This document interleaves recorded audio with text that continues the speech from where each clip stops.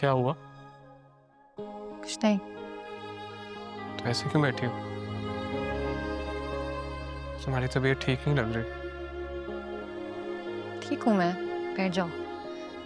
बस सफर की वजह से ना थकावट हो गई है। आराम करना था ना यार। मैं तुम्हें कहा भी था मेड को कहो अनपैक कर ले। एक तो नूर तुम किसी की सुनती नहीं हो।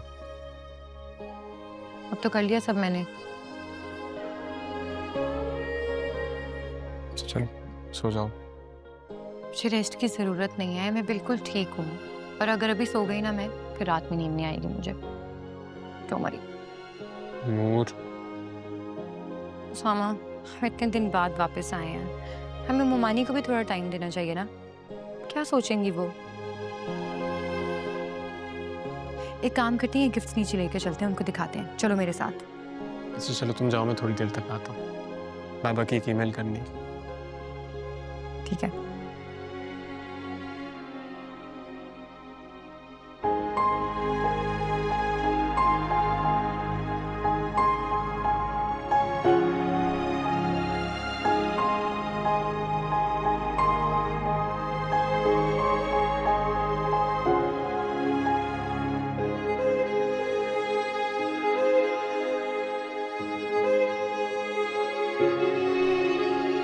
आपने अब्बू को पेमेंट कैसे की थी?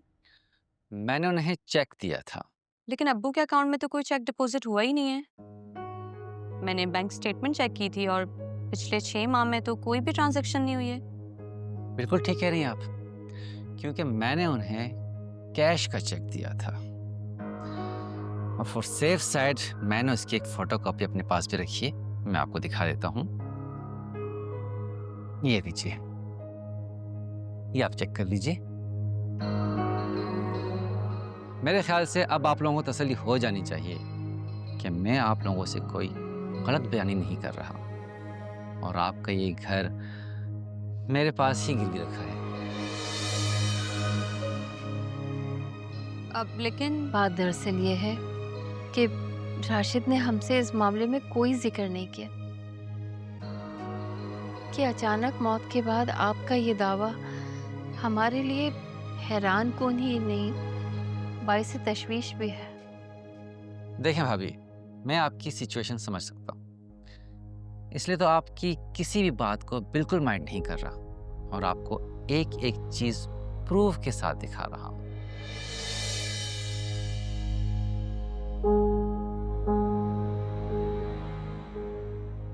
खैर, अब आप ये बताइए कि मुझे पेमेंट कैसे शेड्यूल कर रहे हैं आप लोग?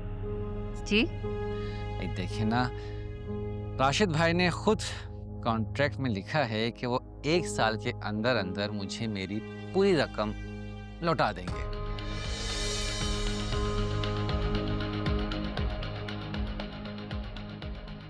अगर 1 साल की मुद्दत में वापस ना कर पाए तो ऑटोमेटिकली ये घर।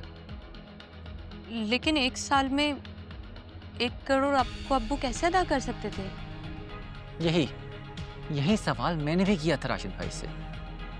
राशिद भाई बोले कि वो जिस बिजनेस में इन्वेस्ट करने वाले हैं उस बिजनेस का प्रॉफिट मार्जिन ही इतना होगा कि वो मुझे 1 साल के अंदर ही मेरी सारी रकम लौटा देंगे। लेकिन राशिद ऐसा कौन सा बिजनेस शुरू करने वाले थे जिसमें 1 साल में उनको इतना बड़ा अमाउंट मिल जाता? देखें भाभी, मुझे पूरी हमदर्दी है आपके साथ। राशिद भाई ने आप लोगों से सब कुछ छुपा के ज्यादती की है आप लोगों के साथ। उन्हें तो आप लोगों को सब कुछ तफसील के साथ बता देना चाहिए था। अब इस सिलसिले में मैं आपकी यही हेल्प कर सकता हूँ कि 2, 3 या फिर 4 महीने इतना मैं आपको टाइम और दे सकता हूँ, क्योंकि इससे ज़्यादा मैनेज करना मेरे लिए भी पॉसिबल नहीं है। तो पेमेंट की पहली इंस्टॉलमेंट कब तक एक्सपेक्ट करूं मैं?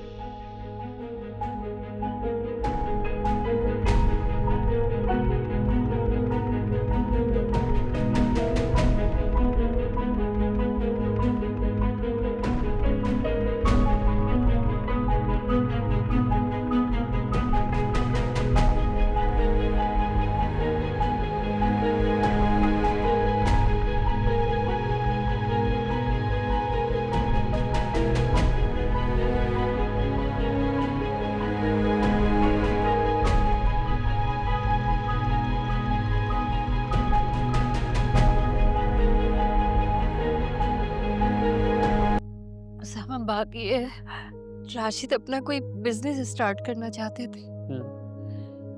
इस सिलसिले में उनके फराज भाई से भी बात हुई थी और वो कह रहे थे कि ये घर गिरवी रख दूंगा। हाँ मैं जानता हूँ, बाबा ने उन्हें मना किया था कि घर गिरवी ना रखें। इनफैक्ट बाबा ने तो ऑफर भी किया था कि मैं आपको फाइनेंशियल हेल्प कर देता हूँ, बट अंकल ने मना कर दिया।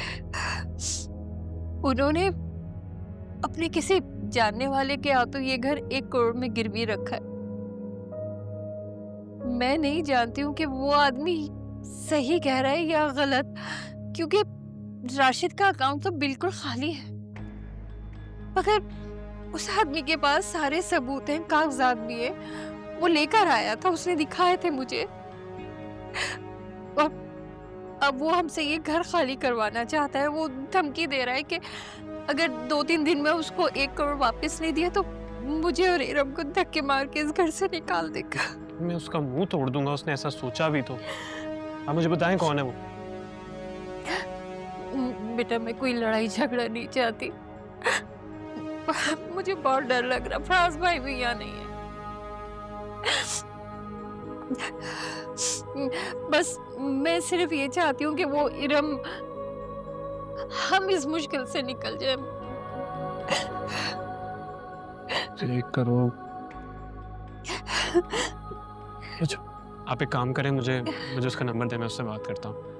बेटा तुम उससे बात क्या करोगे? वो उससे बात करना ज़रूरी है। आई नीड टू सी कि ये कोई स्कैम तो नहीं है। देखें, आप अकेली रहती हैं, इरम यहाँ पे अकेली रहती है, कहीं आपका फ़ायदा तो नहीं उठा रहा कोई? मुझे बहुत डर लग रहा। मैं नहीं चाहती तुम मेरी वजह से मुश्किल में फंस। प्लीज़ मुझ पर थोड़ा सा भरोसा रखें। अगर वो जो कह रहा है उसका दावा सच है तो मैं आपसे वादा करता हूँ कि मैं पैसे उसे दे दूंगा। आपको इस घर से कोई नहीं निकाल सकता। ये वादा है मेरा आपसे। प्लीज रोना बंद करें।